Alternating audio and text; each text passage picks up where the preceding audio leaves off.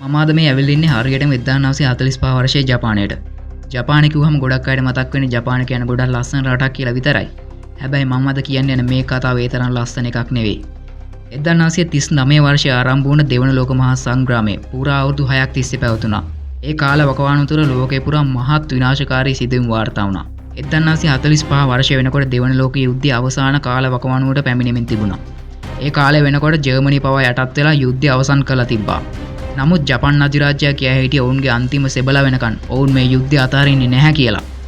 ඉතින් මේ කාලය වෙනකොට ඇමරිකා එක්සත් ජනපදයේ රහස් ව්‍යාපෘතියක් ආරම්භ කරලා ඒක අවසන් කරගෙන තිබ්බා. ඒ තමයි මෑන්හටන් ව්‍යාපෘතිය. මේ ව්‍යාපෘතිය මගින් මිනිසා මෙතෙක් නිර්මාණය කරපු භයානකම විනාශකාරී අවිය නිපදවලා තිබ්බා. ඒ තමයි පරමාණු බෝම්බය.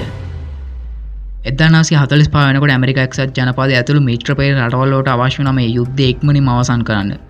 නමුත් මේ ජපානයේ ක්‍රියාකාරකම් නිසා උන්ට මේක කරන්න ගොඩක් අපහසු වුණා.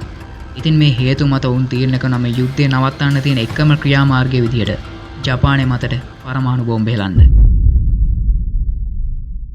ඊට පස්සේ ඇමරිකා එක්සත් ජනපදයේ මේ ප්‍රහාරය දියත් කරන්න සුදුසු ඉලක්කගත නගර ටිකක් හොයාගන්නවා. හිරෝෂිමා, නාගසාකි, කොකුරා, නිගාටා, කියෝතෝ මෙන්න මේ නගර උන් තෝරගන්නවා. නමුත් යම් හේතුන් මත හිරෝෂිමාවට සහ නාගසාකි කියන නගර මතට පමණක් අන්තිමේදී උන් බෝම්බ හෙලීමට තීරණය කරනවා. දිනේ හරියටම 1945 අගෝස්තු 6.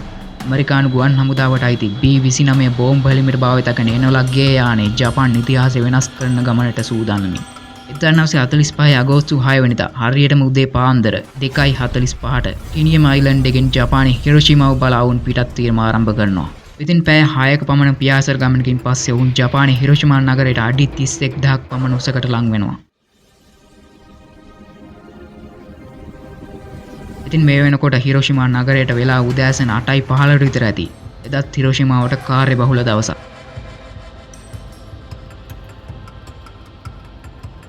ඉතින් යානේ බෝම්බ හෙලීම් කවුළු වුන් විවෘත කරනවා. ඊට පස්සේ ලිටල් බෝයි නැමැති මෙන්න මේ පරමාණු බෝම්බ හිරෝෂිමාවේ අහස සිප ගැනීම ආරම්භ කරනවා.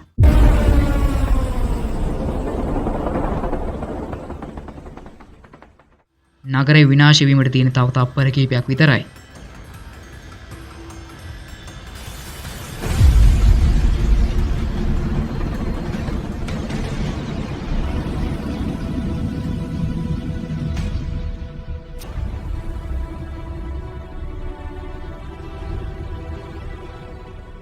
ඉතින් පරමාණු බෝම්බේ පිපිරී යාමත් සමග ජපානයේ සියවස් ගණනාවක ඉතිහාසය අලුතෙන් ලියවෙන්න ගන්නවා. නගරේ සම්පූර්ණයෙන්ම පාහේ විනාශ වෙලා යනවා. මිනිස් ජීවිත 80000ක් පමණ මේ බෝම්බය විසින් ගිලගනු ලබනවා.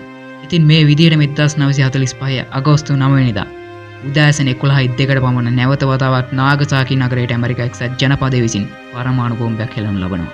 ඉතින් මෙහිදීද මිනිස් ජීවිත 35000ක් වගේම නගරයත් සම්පූර්ණයෙන්ම පාහේ විනාශ වෙලා යනවා. ඉතින් මෙන්න මේ හේතු නිසා 1945 අගෝස්තු 15 වෙනි දවසේ ජපානය නිල වශයෙන් මේ යුද්ධයෙන් අයින් වෙනවා. ඉතින් මිත්‍රෝනි මේ සිදුවීම අදටත් ලෝකේ වාර්තා වෙලා තියෙන ඛේදනීයම අවස්ථාව විදිහට ඉතිහාසයට එකතු වෙලා තියෙනවා.